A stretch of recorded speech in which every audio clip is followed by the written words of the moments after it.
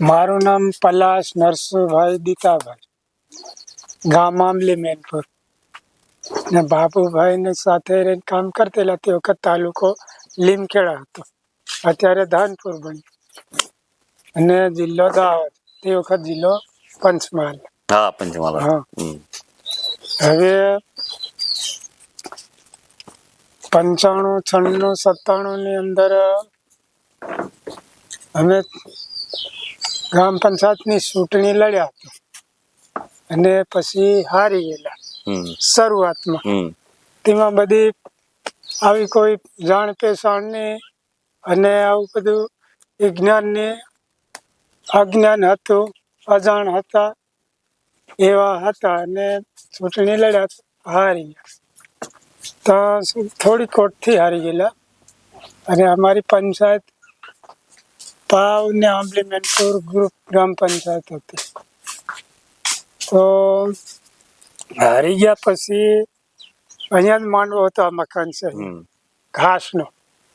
માંડવાને નીચે અત્યારે તમે આવેલ હું કીધેલો હતો એવી આરામ કરતેલો. અને પેલા પલ્લિયા બધી પલ્લીઓની આ રોડ કાચો હતો. ત્યાં જતા પાછા એક કાકો હતો, તેને પૂછ્યું તમારા ગામમાં કોઈ માણસ કોઈ સારો વાત કરે એવો છે કે નહીં છે? તેરી કાકા લઈને આવેલા કોણ મગનભાઈ નો બાપ, તે લઈને આના પાંડવા હેઠ આવ્યા. અને આવ્યા પછી બધી વાત કરી કે અમે ઉત્થાન સંસ્થામાંથી આવ્યા છે લીમખેડાથી, અને આપણે સાથે રહીને બધું કામકાજ કરવાનું છે અને તમારા ગામનો વિકાસ કરવાનો છે, કઈ પ્રવૃત્તિઓ કરવાની છે, કઈક આપણી જરૂર છે, કઈ આપણે લાભ લેવાનો છે, કઈથી મળે છે, એ બધી વાતો કરીએ જયંતિ સાહેબ બેન બાબુભાઈ. તો મને યોગ્ય લાગી વાતો એની બધી યોગ્ય લાગી. એટલે પછી વાત નક્કી કરી કે તમારા ગામની જ્યાં સંખ્યા કેટલીક છે એવું પૂછ્યું. તે સંખ્યા આટલી છે કે તમારા ગામના જે બધા માણસો છે એને ભેગા કરો, એક દિવસ આપણે મીટિંગ રાખીએ અને પછી બધી વાતો કરીએ એવું કીધું. તો પછી પેલો મવડો દેખાય ને મવડાની છે અમે ગ્રામ સભા રાખી મવડાની છે. અને પછી બધી વાતો કરી કે તમારા ગામમાં અન્ય કામ જે પડેલા એ કરવાના છે. તો ખેતરનું જે લેવલિંગ કરવાનું છે, માટીના પાળા છે, પથ્થરના પાળા છે, પછી ચેક ડેમ છે, કોઈ કુવા ઊંડા કરવાનું છે, અન્ય કામ આપણે જરૂરી એવા કામ કરીશું. અને અમે ઉત્થાનમાં રહીને તમને સાથ સહકાર આપીશું, માર્ગદર્શન આપીશું, આવી વાત કરી. ત્યારે અમે પછી બધા લોકોને ભેગા કર્યા, ગામ સભા રાખી, ગામના લોકોએ બધી વાતને મંજૂર કરી. તો અમે પછી સમિતિ બનાવ્યા. પછી એક વર્ષ તો બધે એમ તેમ ફરતા ને કરતા નીકળ્યો. પછી બીજે વર્ષે તો બધું જોવા ગયા, બધા ગામોમાં કઈ કામ કરેલું. રાલેગાંવ સિદ્ધી અન્ના હજારેના ગામમાં ગયા હતા, ઘણા ગામ મહારાષ્ટ્રમાં. પછી મુંબઈમાં હતી, મુંબઈ એ મહારાષ્ટ્ર એટલે મુંબઈ. તાલીમનાડુ હતી ગયેલા, તાલીમનાડુ બી અમે ગયેલા. પછી આપણે પેલું રામેશ્વર ગયા, રામેશ્વર બી ગયા હતા. અને પછી ત્રયંબકેશ્વર ગયા. અને પછી તઈ પેલો ડાકણીયો ડુંગર તઈ ગયા. બધે ઘણા ફર્યા, કામ કરેલા જોયું. પછી આપણે નાસિક ગયા અને પેલી 105 વર્ષની વાડી જોવી, ઝાડા પોટા બધા જોયા. અને પછી શરૂઆતની અંદર પછી આપણે આંબા લાવ્યા, શીકુ લાવ્યા અને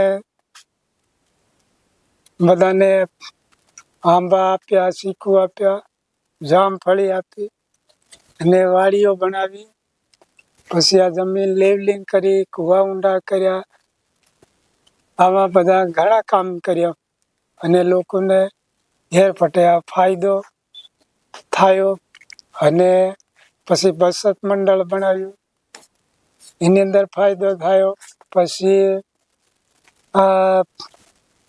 આપણે ઘણે બધે પ્રવાસો કર્યા અને જોયું, જામફળીની વાડી જોઈ, આંબાની વાડીઓ જોઈ, પછી કેળીની વાડી જોઈ, આ બધી વાડીઓ જોઈ.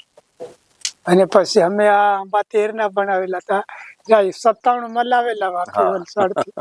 અને 10 રૂપિયા લોક ફાળો લીધો લોક પાસેથી. અને અમે વાડી બનાવેલી, બીજા ભાઈએ વાડી બનાવેલી, એને પણ આંબા રહ્યા અત્યારે. એવા કોઈ આ વાડીઓ બનાવેલી. અને પછી આ લીલગરી એ રોપી હતી પડતલ જમીનમાં, એ લીલગરી પણ હજી અમારી રોપેલી રહી થઈ.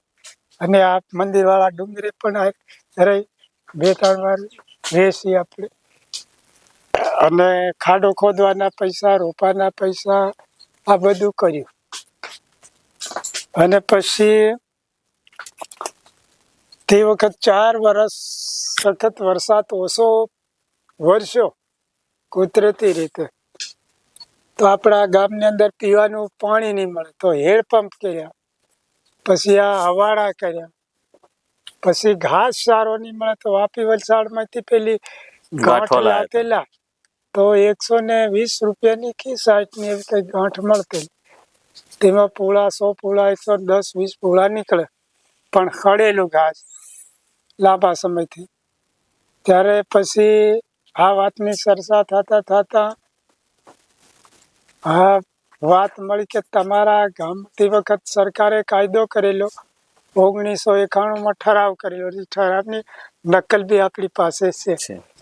તો કે તમારા ગામમાં જંગલ હોય તો તમે જંગલ સાચવો અને તમારા ગામની અંદરથી બળતણનું લાકડું પેદા કરો, ઘાસ પેદા કરો.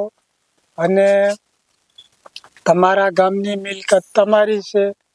તો પછી અમારા ગામની અંદર 526 હેક્ટર નું જંગલ છે.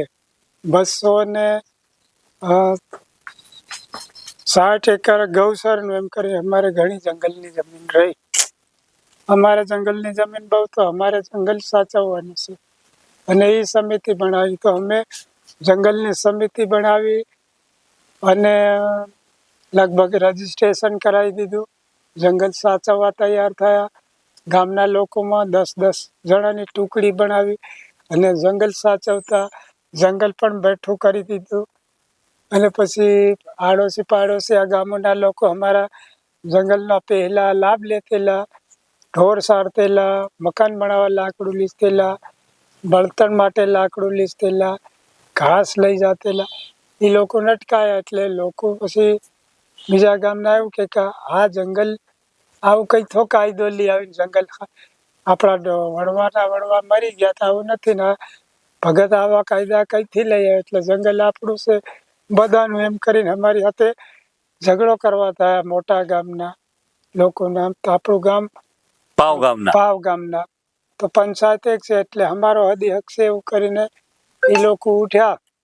એટલે પછી અમારે થોડોક ઝઘડો થયો અને અમારા ગામમાં એ લોકો સડીને આવ્યા. એટલે અમારા ગામના મકાનો તોડી નાખ્યા અને ઘાસના ગંદા સળગાવી દીધા, મકાન સળગાવી દીધા. અને અમારી કને બંદૂક હતી તો થોડુંક ફાયરિંગ કરી દીધું. તમે એટલે પછી અમને ફાયરિંગ ને લીધે ગુનો લાગ્યો, તો 21 દિવસ ને જેલમાં રહ્યો. 21 દિવસ જેલમાં રહ્યો, પણ જંગલ નહીં છોડ્યું. એવા ઘણા બધા પ્રશ્નો રહ્યા કે અમારે ઝઘડો થાય એકવાર, તો પોલીસને ફરિયાદ કરી, પોલીસ નહીં આવે. તો જયંતિ સાહેબ બાબુભાઈ આવ્યા, તો પોલીસને વાત કીધી. અત્યારે પોલીસ અહીં દોડતી આવીને પછી અમને સહારો મળેલો. મેળવીએ તો આપણું જ કામ લાગે, એટલે આપણે જંગલ સાચવવું જરૂરી છે. એવું કરીને અમે જંગલ સાચ્યું. ત્યાં સુધી મારી મંડળી હજુ રજીસ્ટ્રેશન કરેલી ચાલે ને. અમે જંગલમાં ઘાસ રાખી છે, જંગલ ઉછેરીમાં નાનું માંદું હતું ને હવે આ જંગલ આ દેખાય છે આપણે બઠેલા અત્યારે અમારું મોટું જંગલ થઈ ગયું. એટલે જોઈન્ટ ફોરેસ્ટ મેનેજમેન્ટ અંતર્ગત આપણે જે ફેમ અંતર્ગત આપણે આ મંડળી બનાવી હતી બનાવી. અને અત્યાર સુધી ચાલુ છે. અત્યાર સુધી ચાલે છે. અત્યારે રોપા તમે આખા જંગલમાં પૂરેપૂરા છે કે હા, વચ્ચે જમીન પેલી બાજુ શેહવાડાના લોકો કાપી લઈ જાય બરાબર અને નજીક નજીકના તો અમારે છે હમ સાગના ઊંઘના હમ એવા તેવા બધા ઝાડુ મોટા મોટા મોટા થઈ ગયા મોટા મોટા થઈ ગયા. અને હવે ઘાસ ને એવું કેવી રીતે ઘાસ કરો છો? ને એવું તો અમે હવે ફળીએ ફળીએ અમે જંગલને બેસી લીધું હમ અને નજીક નજીક પડીને સાચવવાનું. તો અમારા ભાગની અંદર જે જંગલ આવેલું એમાં અમે ઘાસ સાચવીએ તો બધા થઈને કાપી લઈએ પોતપોતે ઢોર માટે ઢોરમાં બરાબર બધા સભ્યો મળીને ઘાસ કાપી લઈએ ને અમે ઓડિટ કરાવી અને સરકારે એમાં પણ અમને એવોર્ડ આપેલો તો એમાં પણ અમે કામ કર્યું. જંગલની અંદર તળાવ બંધાવ્યા બેતા અને ચેક ડેમ બનાવ્યા અને બધું ઘણું કામ કર્યું. આપણે ડીએસસી સંસ્થા અમદાવાદમાંથી આપણને આંબલીના સારા કામ માટેનો એક હા એવોર્ડ મળ્યો. હા, તમે 10,000 રૂપિયા એવોર્ડ આપ્યો હતો 10,000 રૂપિયા એવોર્ડ અમદાવાદ. અને અને તમારું બહુમાન કર્યું હતું. હા, બરાબર આપણે અમદાવાદ ગયા હતા ખબર અમદાવાદ ગયેલા. છે? એ અમારી ઓફિસમાં હજી એ છે. તમે આવો ને તો જો એ બધું આખા હા, આંબલી જોયેલું, ગામમાં જોયેલું. જે અલગ જોયું ને જોયેલું. એ અલગ અલગ પ્રવૃત્તિ કરીને બધાના ફોટોગ્રાફ્સ છે. આ એક ઊંડાણના ગામડા તમારા ફોટા બી છે એમાં છે.